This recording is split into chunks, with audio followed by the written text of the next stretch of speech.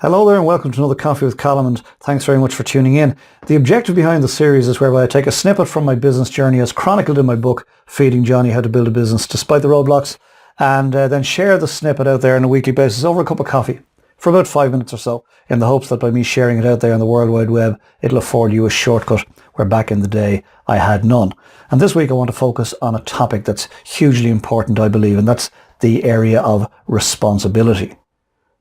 So, as part of my role as founder and MD of Carambola, as you probably know, is a school meals business.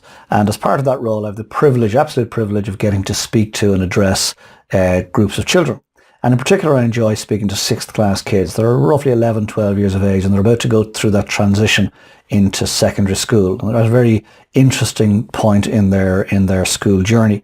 And one talk that I particularly enjoy giving to them is where I go to them and I say, rumour has it that this is the coolest 6th class that has ever graced the halls of this school. And of course they all say, yeah, of course we are. It's not a rumour. And every single class that I speak to accepts the mantle that they are the coolest 6th class that has ever been through that particular school.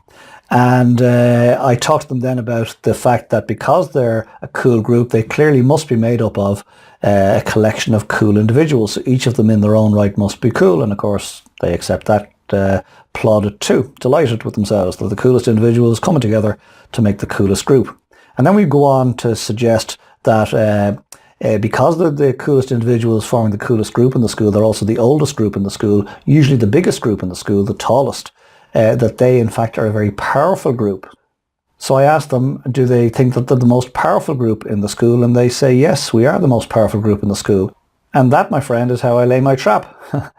And all of a sudden I've got this group sitting in front of me who've admitted that the coolest group in the school, who've admitted that the most powerful group in the school. And then I asked them a question. I asked them to complete the following sentence. With great power comes, and they say in unison, great responsibility. With great power comes great responsibility. And then I asked them, well, where did you first hear that? I remember when I first asked them, where did you hear that? I was hoping I might hear something like Churchill or Voltaire, but in fact, the answer was Spider-Man. With great power comes great responsibility is a direct quote from one of the Spider-Man movies, apparently. And it wasn't, in fact, Spider-Man who said it. It was dying Uncle Ben. When Peter Parker admitted he was Spider-Man, Uncle Ben said with his dying breath, Peter, with great power comes great responsibility. Now, truthfully, between you and I, it doesn't matter where they get these words of wisdom from. Fact is, they have them and they're thinking about them. So we begin to explore what does that mean. And I talk to them about the fact that they are the coolest group, they're the biggest group, they're the tallest group, they're the oldest group in the school, they are the leaders of the school. And therefore, whether they like it or not, with that great power comes great responsibility. Whether they like it or not, other children, younger children from 5th class all the way down are looking at these big, cool individuals and they are taking their lead from them. So whatever those individual kids or groups of 6th class kids do, whether it's good or bad, right or wrong, the younger kids are taking their lead from them. And they need to understand that and they need to accept that responsibility. And I challenge them as a group and I suggest that if they are the coolest, most powerful group in the school and they have that responsibility and they'll accept the mantle of responsibility, well then they should work as a group and as individuals to make sure that they make the right decisions for the next number of months while they're top of the totem pole in their particular school. And in particular, I asked them to consider stamping out bullying. I told Stephen's story in my last blog. If you feel like checking that out, it might be worth doing so. So here's the question for you and I. What about you and I? It's all very well me talking to 6th class kids and getting them to accept that the coolest individuals making up the coolest group, they're powerful individuals making up a powerful group, and with that great power comes great responsibility. But surely that's true of you and I too. We are cool individuals, we are powerful individuals, we operate within groups, whether it's in our workplace or wherever, and therefore we have the ability to become powerful groups. And with that great power comes great responsibility. And the question we need to be asking ourselves is, what are we doing, good or bad, right or wrong, that somebody else is seeing and imitating?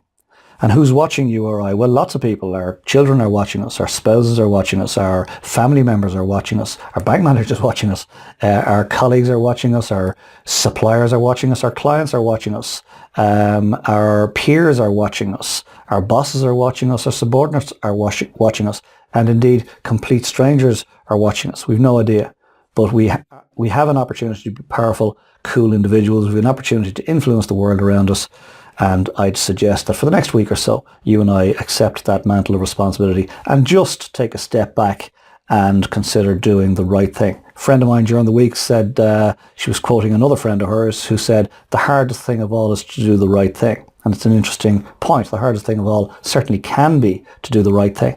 But let's, for this next week or so, let's accept that with great power that you and I have been gifted comes great responsibility, and therefore let's try to do the right thing for the week ahead. Wish you well. And thank you for joining me for this week's Coffee with Colm, I hope, and I trust that you got something from it. If it's your first time here and you'd like more of this type of stuff, go to the homepage, ColmO'BrienMotivation.com, leave me your details. We send you a link like this regularly. If you've enjoyed it and you think somebody else would benefit, I'd be delighted if you'd pass the link on. If you'd like to leave me a comment, go to the bottom of the blog and do so there. Most importantly, please consider what's been shared and apply it into your thinking for the next week or so. And then come back next week, take another snippet from the book, Feeding Johnny, over a cup of coffee, and share the snippet out there for you to consider.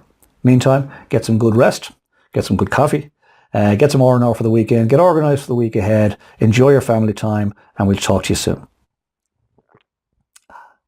Love my coffee. Talk soon. Bye for now.